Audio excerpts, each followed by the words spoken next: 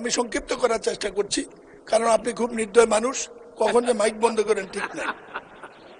আমি জীবনে এত ভয় পাই নাই কোথাও, এখন আপনার সামনে দাঁড়াইলে যে ভয় লাগে। পুরো প্রশ্নের সময় বলবেন, মাননীয় এখন জাস্ট নোটিশটা অনুগ্রহ করে পড়ে যান। দেশ এই সরকার করেনি, 2003 সাল খালি তো করেন 750 কোটি টাকার প্রজেক্ট। আমি সংক্ষিপ্ত করার চেষ্টা করছি, কারণ আপনি খুব নির্দয় মানুষ, কখন যে মাইক বন্ধ করেন ঠিক নাই। আমি জীবনে এত ভয় পাই নাই কোথাও, এখন আপনার সামনে দাঁড়াইলে যে ভয় লাগে। কথা শেষ করার আগে, মৃত্যুর আগেও মানুষ মুখে একটু পানি দেওয়ার সুযোগ দেয়, আপনি তাও দেন না। এই প্রকল্পটি বাস্তবায়ন করতে গিয়ে সরকার, আওয়ামী লীগ সরকার 1700 কোটি টাকা ব্যয়, 17,000 কোটি টাকা ব্যয় করেছে। আজকে মরণ ফাঁদ, একই কারণে ঈদের দিনে এই দুর্ঘটনা। বিরোধীদের নেতা একটা দেখেছেন, এখানে গেটর করছে কয়েক লক্ষ, মারা গেছে 1 লক্ষ লোকের কাছাকাছি। এই পর্যন্ত কিছু হয়নি।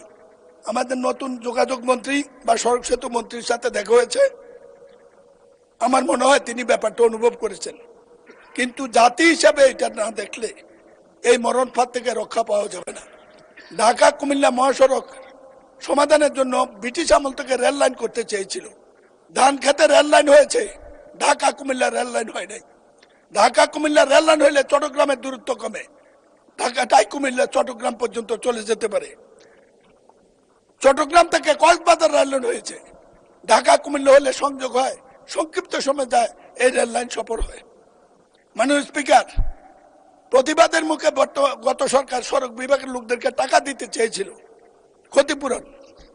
পত্রিকা আছে গত পরশু দিনের, 25,000 কোটি টাকা তহবিলে আছে শুনেছি। আমার এলাকার এই 16,000 লোকের মধ্যে যাদের লাশও আমরা পাইনি, ভর্তা পেয়েছি, ভর্তা, তাদের কোনো পরিবারকে 10 টাকাও দেওয়া হয় নাই।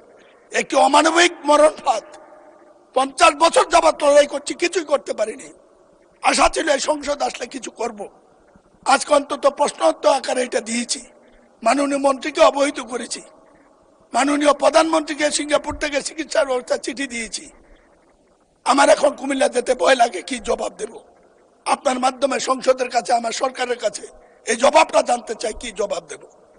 মন্ত্রী সাহেবকে সফর করতে বলেছি, তিনি সচিব সাহেবকে পাঠিয়েছেন। আমি বলি, আপনি 3টা মন্ত্রী, এরকম সৌভাগ্য বাংলাদেশে এর আগে কারো হয় নাই। দয়া করে কুমিল্লা আসেন, আমাদেরকে বাঁচান, ভোটার ইজ্জতটা রক্ষা করতে দেন, বৃদ্ধ বয়স্কে মানুষকে জবাব দিতে দেন। লাশের মিছিল কতদিন আর বহন করবো একটু বলে দেন। ধন্যবাদ মাননীয় স্পিকার।